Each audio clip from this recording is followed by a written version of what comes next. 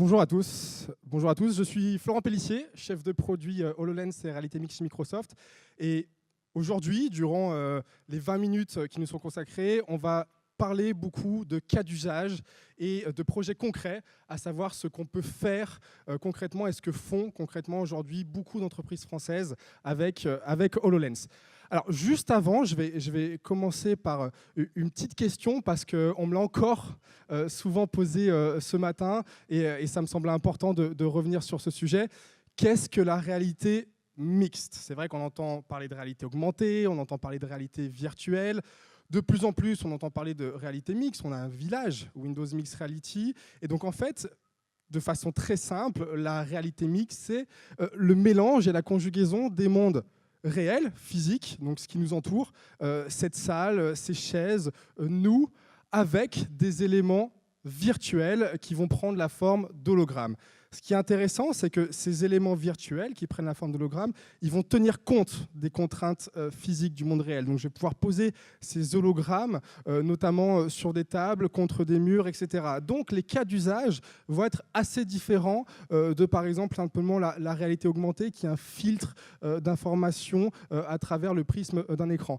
Et pourquoi ces HoloLens et ces hologrammes tiennent compte des contraintes du monde réel? Parce que dans HoloLens, qui n'est pas un casque ni un masque, mais qui est un vrai ordinateur, un ordinateur holographique autonome, on a un ensemble de capteurs qui vont pouvoir comprendre et mapper l'environnement.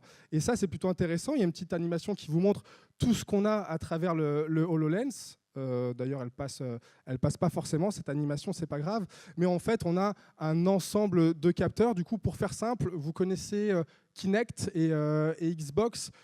Grosso modo, on a inversé la Kinect, on l'a mis devant le HoloLens, qui lui sert à mapper en fait cet environnement-là et donc à avoir cette compréhension de l'espace. Et puis derrière, j'ai toutes les composantes d'un vrai ordinateur. Je vais retrouver un CPU, un GPU pour faire le calcul, même un HPU, Holographic Processing Unit, qui vont me permettre de vraiment faire la position des hologrammes par rapport à ce monde réel. Bref, un ensemble de capteurs, et de toute façon, ce n'est pas le propos ici. Si jamais vous voulez tester cet ordinateur holographique autonome, je vous invite à venir nous voir sur le stand. La vraie question qu'on va balayer au cours de cette intervention, c'est plutôt pourquoi faire? Quels sont les cas d'usage? Et c'est ça aujourd'hui qui va nous intéresser. Pourquoi? Parce que cette techno-là, elle est maintenant disponible en France depuis 1 an et demi. Et du coup, on a pu voir un petit peu ce que faisaient nos clients, les professionnels, parce que c'est une techno réservée aux professionnels, ce qu'ils faisaient aujourd'hui à travers des scénarios métiers et des cas d'usage. Si je balaie grosso modo ce qu'on peut faire avec HoloLens, on peut faire beaucoup de choses. On peut collaborer, on peut communiquer, on peut produire, on peut apprendre. Avec le recul, on a catégorisé ça, on va dire, entre 4 scénarios types. Le premier, et qui fait relativement sens quand on y pense de prime abord, est tout ce qui est lié à l'apprentissage et à la formation. Pourquoi? Parce qu'aujourd'hui, les entreprises ont notamment besoin de parfois réduire les coûts de formation, d'optimiser le temps d'apprentissage. Il y a une chose qui est très vraie, c'est que bien souvent, on apprend en 2D, on apprend à travers un livre, on apprend à travers un manuel, on apprend à travers un écran, mais on vit et on expérimente en 3D. La vie au quotidien, les scénarios métiers, quand je suis un opérateur de maintenance, quand je suis un technicien, quand je suis un ingénieur, c'est de la 3D. Et donc, apprendre directement en 3D, c'est tout de suite beaucoup plus intéressant. C'est d'ailleurs Cédric Villani, que vous voyez en haut à droite de l'écran, qui dit que la conjugaison d'un apprentissage, 1, immersif, je suis autour d'éléments, 2, interactif, je peux interagir avec ces éléments, fait que mathématiquement, c'est assez simple, ça rentre bien mieux dans le cerveau et on apprend plus vite. Et justement, Cédric Villani a lancé un projet, Holomath, un projet de réapprentissage des mathématiques qui sera présent dans la maison des mathématiques, où on utilise HoloLens pour comprendre en fait en 3D, en immersion, des projets complexes comme le mouvement brownien qui sont à la base des mathématiques. On le voit aussi assez facilement lorsque j'ai besoin d'utiliser et de me former sur des machines-outils. Aujourd'hui, on utilise encore beaucoup de papier, de manuels papier. Avec HoloLens, je vais pouvoir dématérialiser quelque part ce guide papier et avoir une sorte de pas à pas directement dans mon champ de vision et qui va me permettre d'être plus efficace dans mon apprentissage. C'est aujourd'hui ce que fait UPSA avec ses machines-outils. Et puis, dans les métiers du bâtiment, par exemple, on a aussi des rotations qui sont assez importantes et on change souvent de métier et on recrute souvent des nouvelles personnes. Et le fait de pouvoir former des gens sans forcément avoir à se rendre sur le lieu de formation. Un lieu de formation, ça peut être en haut d'une grue, comme on voit ici, ou ça peut être directement au sein de la station-service de chez Total. Pouvoir former ces gens dans les bureaux sans avoir à monopoliser une grue ou autre, c'est également plutôt intéressant et c'est ce qu'il est possible de faire avec HoloLens. Le focus que je voulais mettre sur ce cas-là, apprentissage-formation, c'est l'histoire et ce qui se passe chez Airbus. Où Airbus, un de leurs métiers parmi tant d'autres est tout simplement de construire des avions et ensuite ils vont livrer ces avions à des compagnies aériennes. Bon, jusqu'ici, c'est plutôt simple, vous me suivez. Par contre, il faut former les personnels de ces compagnies aériennes, les pilotes, le personnel navigant, ceux qui opèrent lorsqu'on fait la maintenance des avions. Et du coup, en fait, avec des technologies comme HoloLens, on va pouvoir, en amont, avant que l'avion soit livré, on va pouvoir déjà former le personnel navigant sur le prochain avion que je vais livrer. Ici, par exemple, l'A350, dans le cadre de ce projet avec Airbus et la compagnie Japan Airlines. Et derrière, c'est plutôt intéressant parce que ça va vraiment réduire le time to market et la prise en main de ces nouveaux avions. Et donc, les personnels de Japan Airlines vont pouvoir être tout de suite opérationnels dès que l'avion sera livré. Donc ça, c'est plutôt intéressant. Un autre cas d'usage qui est également important, c'est tout ce qui est lié à la collaboration et la maintenance assistée. Comment, lorsque je me trouve face à une problématique, on l'a peut-être tous eu, réparer le siphon d'un évier ou dans un monde plutôt professionnel, réparer, je ne sais pas, ici comme chez Schneider Electric, une armoire électrique, je n'ai pas les compétences, je ne sais pas exactement par où je dois commencer.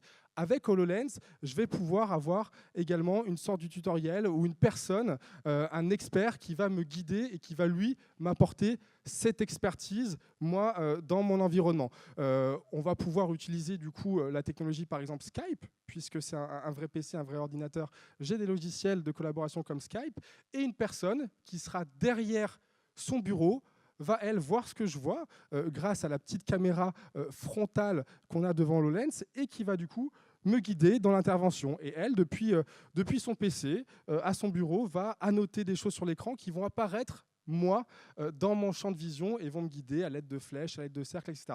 Donc ça, c'est plutôt intéressant sur des scénarios industriels. On le voit ici avec Dassault Aviation et la maintenance du Rafale ou Schneider Electric que j'ai cité. Et puis, c'était également un petit peu l'exemple aussi juste avant du professeur Grégory. Ça peut trouver totalement sa place dans le milieu de la santé et du monde médical. On n'a pas forcément le droit à l'erreur dans ces milieux-là. Et donc, le fait d'avoir une expertise externe qui vient me guider au moment de mon intervention, et c'est l'intervention de chirurgie de l'épaule que le professeur Grégory a fait avec HoloLens, c'est précieux.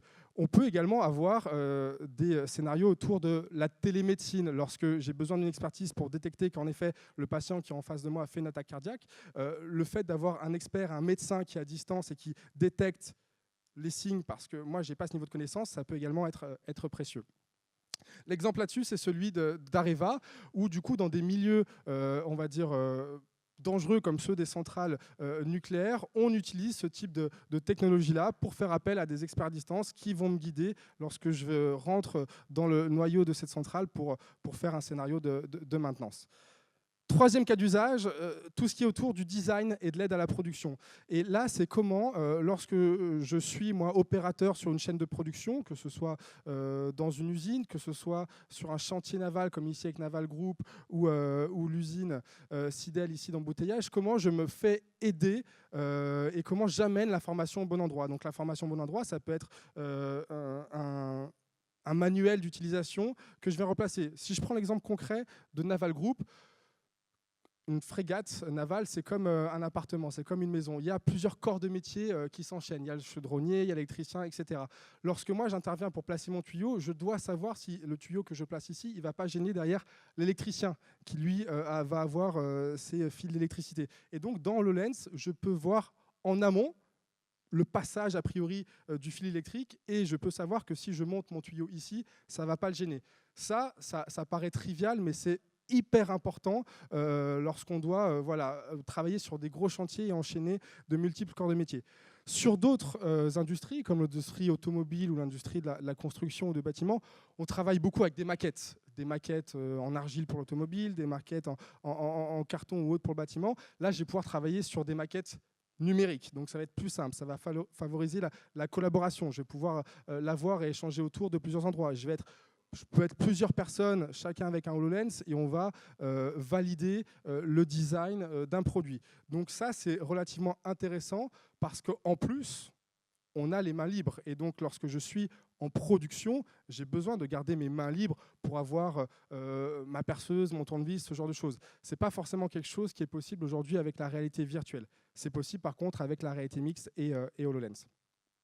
Le focus là-dessus, qui est relativement intéressant, c'est ce qui se passe chez Renault Trucks, donc du groupe Volvo, et non pas Renault. Ils ont une usine de construction de moteurs dans la région lyonnaise, et ils utilisent HoloLens en fin de chaîne de production pour faire le contrôle qualité du moteur. C'est-à-dire que le moteur physique, il est présent. Avant, on faisait le contrôle qualité de ce moteur avec 50 pages de papier. Maintenant, en fait, je vais pouvoir poser une maquette numérique sur ce moteur physique et bien plus facilement voir s'il a été construit et monté de la bonne façon ou non.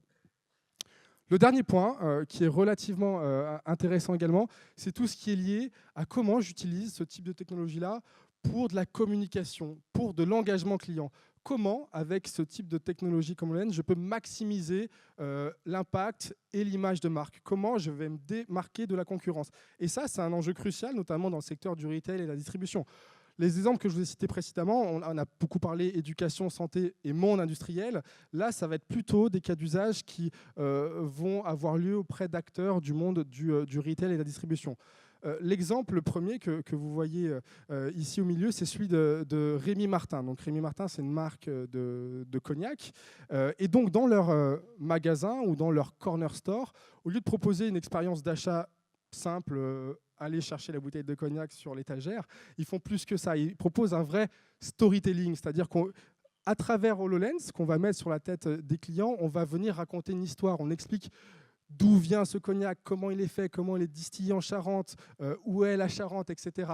Et derrière, il y a une vraie histoire. On raconte l'image de marque. Et ils sont capables de nous dire qu'aujourd'hui, les magasins où cette solution a été mise en place, où on a raconté l'histoire complète aux clients, ils ont réussi à maximiser, à impacter leur vente de 12 ou 15%, je ne sais plus. Mais ça, c'est intéressant parce que sur la partie storytelling, on a un vrai atout. Dans d'autres cas, c'est par exemple une assistance pour les commerciaux. Parfois, on est commercial et on doit vendre des éléments qui sont lourds et que je ne peux pas forcément trimballer dans ma mallette. Ça peut être une voiture, ça peut être une rame de train. C'est ce que fait Alstom, par exemple, où on peut visualiser, on peut aller voir un client et lui faire visualiser le train qu'il est en train d'acheter à travers HoloLens. Et ce client, va choisir lui-même la configuration des sièges, de l'espacement, ce genre de choses. Donc ça, c'est plutôt intéressant. Dans les concessions automobiles aussi, on s'imagine facilement l'effet waouh que ce peut avoir. Et le dernier point, c'est un élément intéressant, c'est lorsque j'ai besoin de l'adhésion de nombreux acteurs à un projet. Je prends l'exemple ici en bas à droite de Vinci. Vinci, ils aménagent des autoroutes, des chantiers, ce genre de choses. Et par exemple, sur une bretelle d'autoroute, il faut à la fois faire valider ce projet par la collectivité, par la mairie, ce genre de choses. On peut mettre tout le monde autour de la table et du coup projeter ce projet avec des informations intéressantes et du coup on va pouvoir valider cet élément avec toutes les personnes autour de la table en collaboration. Ce qui est intéressant, le petit plus par rapport à la réalité virtuelle, c'est que du coup on n'est pas coupé de ces personnes-là. C'est-à-dire que je montre un projet à une personne, je vois sa réaction, je peux continuer d'échanger avec lui, je peux lui poser des questions en direct et il peut aussi me poser des questions en direct. Et ça, sur la partie vendeur-client, c'est un élément relativement intéressant.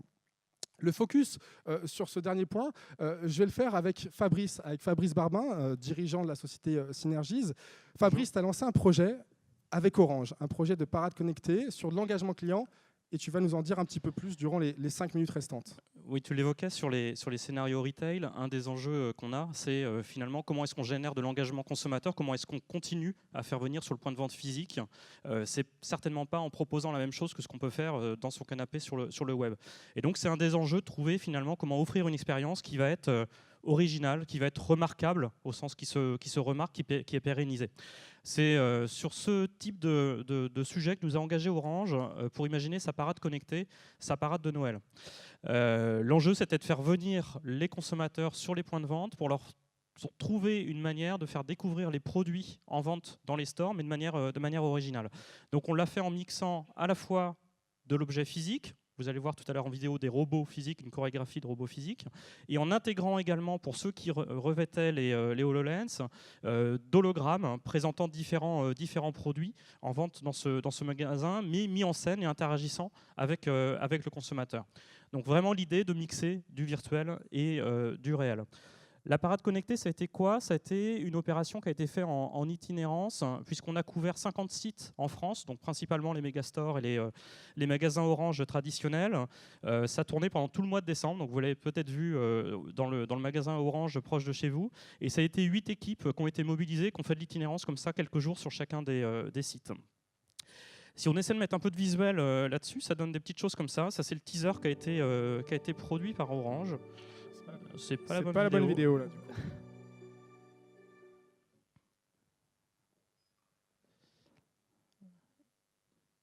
Alors, on va essayer sur celle-ci. Non, on n'a pas la vidéo. Alors, on va résoudre la chose de manière... Juste pour la régie, au cas où. La vidéo, elle était directement dans le slide. Donc, si jamais vous arrivez à la lancer. Sinon, c'est pas grave. Fabrice, tu nous l'expliques. Moi, j'ai l'habitude de dire de toute façon qu'une expérience HoloLens, c'est une expérience qui se vit plus qu'elle ne se voit. Donc, c'est un très bon argument. Et je vous invite du coup à venir la tester directement sur le stand 51 dans la zone Mixed Reality. Peut-être pour clôturer sur cette session et sur ce retour d'expérience Orange, finalement, on a eu à cœur de faire une solution qui était la plus complète possible pour Orange pour que l'expérience utilisateur soit la plus simple possible. On a déployé des kits, on a mis des HoloLens à l'intérieur, on a formé les animateurs, on leur a déployé des applications sur tablette qui pilotaient l'expérience HoloLens, puisque quand on a un HoloLens sur la tête, on est le seul finalement à avoir l'expérience. Donc dans des logiques d'animation événementielle ou de point de vente, c'est toujours intéressant d'avoir quelqu'un à côté qui est là pour guider, il faut juste pouvoir l'outiller. Et puis également des captations vidéo qui ont été faites, mais comment capter de l'hologramme qui par défaut ne se voit pas. Donc là également des mécaniques de captation pour diffusion sur les réseaux sociaux. Donc une logique vraiment de solution la plus complète possible pour relayer cette expérience consommateur à la fois en live et puis derrière en communication plus traditionnelle. De toute façon, l'expérience, elle est disponible sur le stand. Elle est disponible sur le stand. Donc c'est encore mieux qu'une vidéo. Exactement. Merci la régie du coup. Comment se lancer dans un projet? Alors on va terminer là-dessus parce qu'on vous a montré beaucoup de projets concrets avec des clients sur plein d'industries différentes. Mais j'en suis sûr qu'aujourd'hui, vous avez été inspiré et du coup, vous vous posez cette question-là. Il faut commencer par quelque chose de simple, c'est-à-dire qu'on ne va pas partir de la techno, même si ça c'est un petit bijou de technologie et toutes les autres technos présentées sur ce salon sont top. Commencez d'abord plutôt par réfléchir à votre cas d'usage, ce que vous voulez faire, quelle population métier vous voulez augmenter. Et ensuite, réfléchissez à la techno. Parfois, c'est la réalité virtuelle qui va faire totalement sens. Parfois, c'est plus des technologies mixtes, comme ici, où on avait besoin de mélanger le réel et le virtuel. Et souvent d'intégrer du HoloLens avec d'autres technologies complémentaires pour être mieux intégré avec le système d'information. Sur les exemples industriels qu'on a vus, le casque s'autosuffit en tant que tel, mais ça prend toute sa valeur quand on s'intègre au système d'information, par exemple. Donc voilà, c'est, comme le disait Florent, un ordinateur complet, donc avec toutes ses capacités d'intégration, et c'est ce qui fait la force en fait, du device. L'autre point important, on parle d'hologramme, on parle de 3D. Il faut connaître son patrimoine 3D. Est-ce que je dispose en interne des éléments 3D? Est-ce que j'ai modélisé mon moteur, mon avion, mon scénario pour pouvoir l'exploiter dans le Lens? Ça, c'est une bonne question. Ensuite, cette 3D, il faut développer l'application métier qui va autour. Aujourd'hui, HoloLens, c'est un ordinateur, c'est un smartphone, il faut l'application qui va bien. Est-ce que vous avez en interne les compétences pour développer cette application 3D? Est-ce que vous maîtrisez des outils comme Unity, par exemple, qui est un moteur de développement 3D, ou est-ce que vous êtes prêt à passer par un partenaire comme Synergies, par exemple, c'est une bonne idée, pour vous accompagner dans ce projet? Tout de suite, si on veut passer à l'échelle et si on veut sortir de l'aspect R&D innovation, il faut impliquer les métiers, il faut impliquer les décisionnaires, il faut être capable de calculer et mesurer le ROI directement. Le projet Orange est venu des métiers pour le coup. Et ça, c'est un élément important, il faut l'intégrer dans la réflexion dès le début. Et puis le dernier point, c'est plutôt une petite pique, mais est-ce que vous êtes dans le bon wagon ou est-ce que vous êtes déjà en train de retard? Si vous êtes dans le secteur industriel, aéronautique, automobile, et si vous n'utilisez pas aujourd'hui les technologies immersives, vous avez plutôt un train de retard. Enfin, avant de conclure, comment se passe en fait un projet HoloLens? Quelles étapes? Dans l'ordre, on va commencer à réfléchir au cas d'usage, on va faire un POC, un Proof of Concept, on va faire un pilote, on va passer en industrialisation. Sur chacune de ces étapes, soit vous le faites par vous-même, les outils sont à disposition en ligne, soit vous faites accompagner par Microsoft ou, comme c'est le cas dans l'ensemble de ces projets, par des partenaires que vous pourrez retrouver notamment sur le village Windows Mixed Reality. Et puis voilà, l'idée c'est de comprendre et d'associer directement derrière le ROI qu'on va pouvoir trouver à l'utilisation de ce type d'usage. Nous en avons terminé. On vous invite avec Fabrice à venir nous voir sur le village Windows Mixed Reality où il y a un stand Microsoft et puis également un ensemble de partenaires qui créent du contenu sur HoloLens. Merci beaucoup. Merci. Merci.